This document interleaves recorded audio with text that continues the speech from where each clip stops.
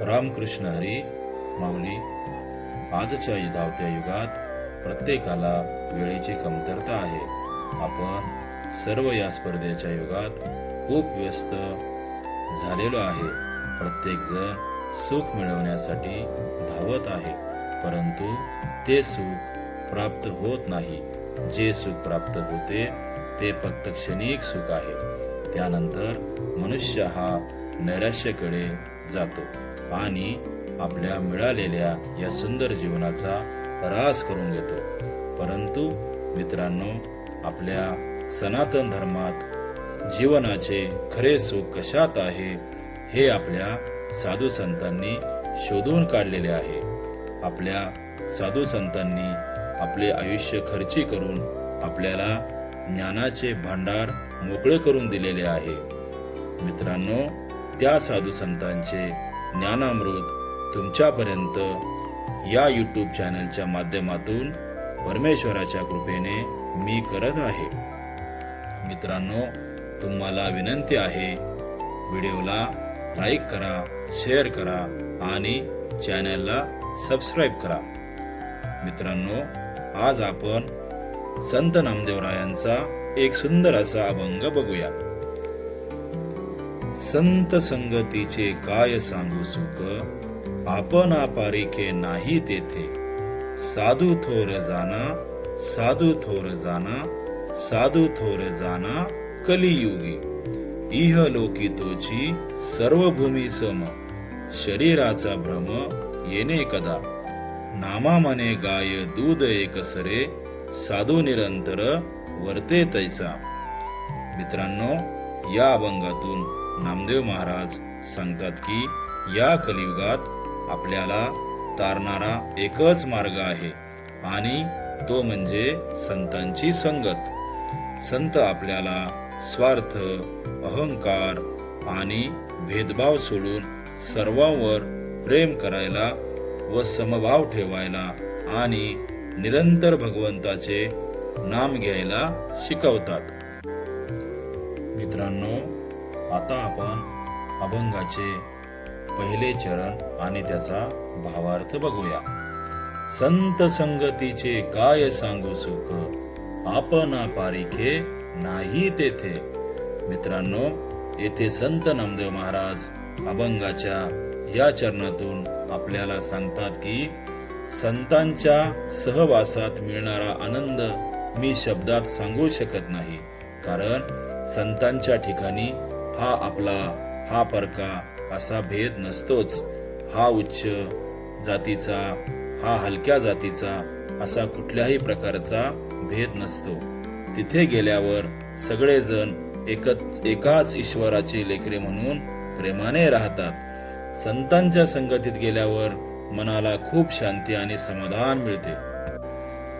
मित्रांनो, आपण वारीमध्ये गेलो तर आपल्याला असे लक्षात येते की वारीत श्रीमंत, गरीब, लहान मोठा सगळे एका पंक्तीत बसून जेवण करतात. कोणी कोणाला ओळखत नाही, तरीही सर्व वारकरी आपुलकीच्या, स्नेहाच्या, प्रेमाच्या भावनेने एकत्र येऊन रामकृष्ण हरी, ज्ञानोबा तुकाराम या महामंत्राचा उच्चार करीत वारीत चालतात. वारीत चालताना कुणाला तहान लागली तर शेजारचा अनोळखी माणूसही पाणी देतो. मित्रांनो, हेच संगतीचे सुख आहे.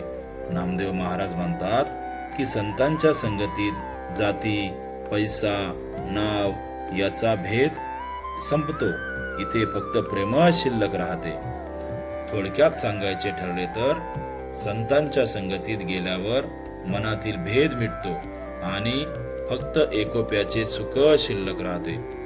मित्रांनो, आता आपण अभंगाचे दुसरे चरणाचा अर्थ बघूया. साधू थोर जाना, साधू थोर जाना, साधू थोर जाना कलियुगी.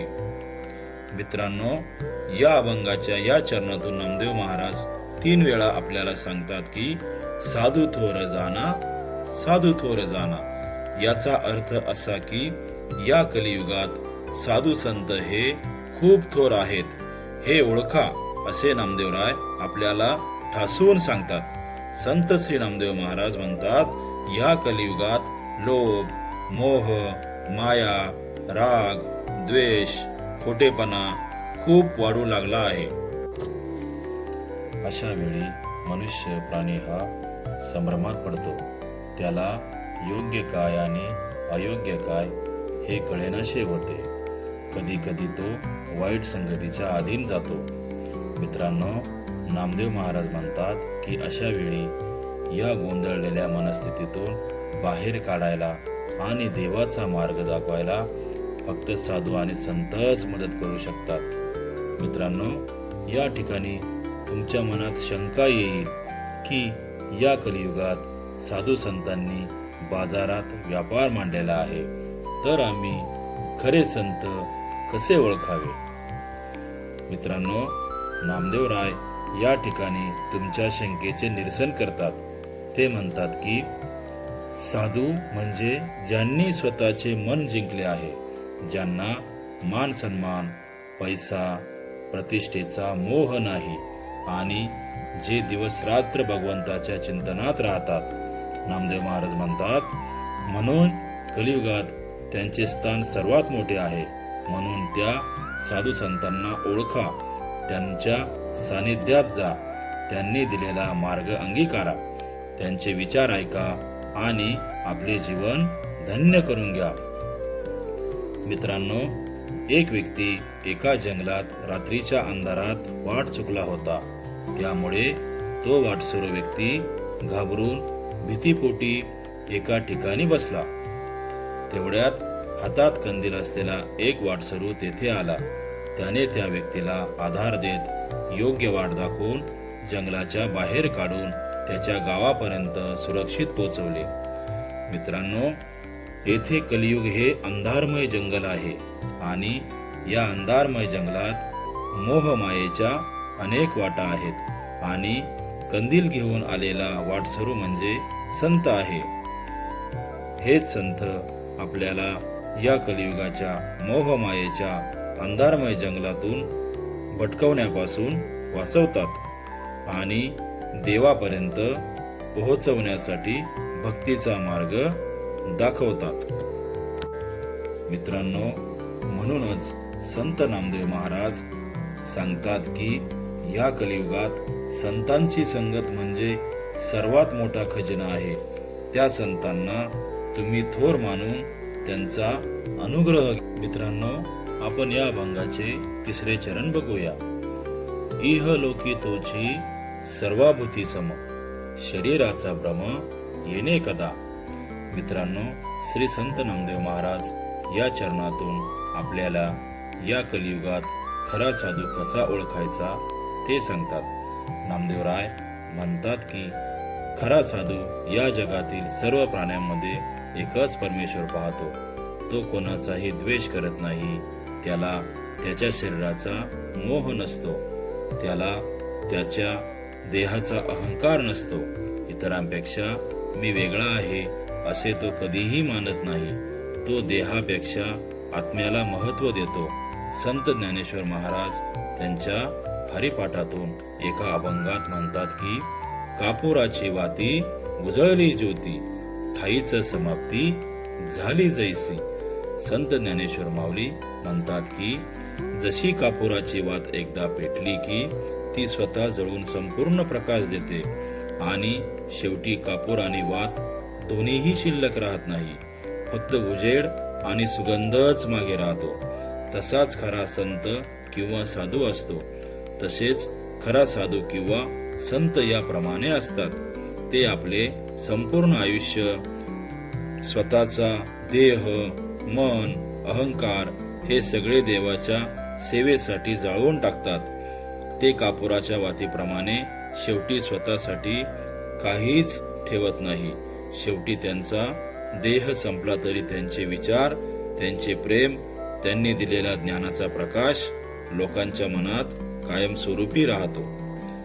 मित्रांनो, संत नामदेव महाराज सांगतात की या कलियुगात आपण ढोंगी व व्यापारी साधू संतांच्या मागे लागून आपल्या जीवनातील बहुमोल असा वेळ खर्च न करता योग्य अशा साधू संतांची ओळख करून घ्या आणि त्यांचा अनुग्रह घेऊन आपले जीवन धन्य करून घ्या. मित्रांनो, आपण आता अभंगाचे शेवटचे आणि 4थे चरण बघूया.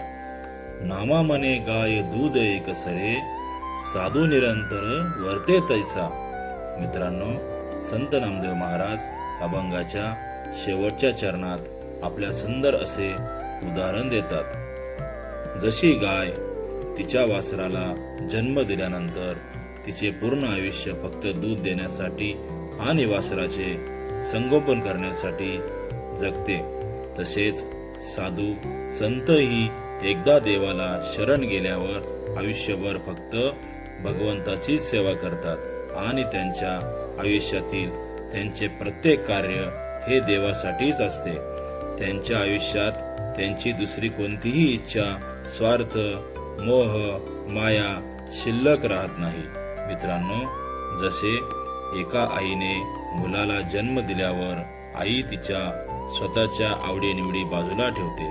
तिला तिच्या बाळाचे संगोपन करताना तिचे जेवण, आराम, झोप, तिचे व्यक्तिगत आयुष्य हे सर्व तिच्यासाठी दुय्यम होते. तिचे पूर्ण आयुष्य हे तिच्या मुलासाठी असते. मूल मोठे झाले तरी तिची काळजी, तिचे प्रेम तसेच निरंतर चालू असते. संत नामदेव महाराज या ठिकाणी म्हणतात की तसेच संतही देवाला आपले मानल्यावर त्यांचे पूर्ण आयुष्य भगवंताला प्राप्त करण्याकरता आणि भरकटलेल्या समाजाला योग्य मार्ग दाखवण्याचे कार्य करतात. मित्रांनो, नामदेव महाराज सांगतात की कलियुगात आपल्याला तारणारा एकच मार्ग आहे, तो म्हणजे संतांची संगत करून आपण आपल्या जीवनाचा उद्धार करून घ्या. मित्रांनो, असेच संतांचे ज्ञानामृत ऐकण्यासाठी व्हिडिओला लाईक करा, शेअर करा आणि चॅनलला सबस्क्राईब करायला विसरू नका. रामकृष्ण हरी.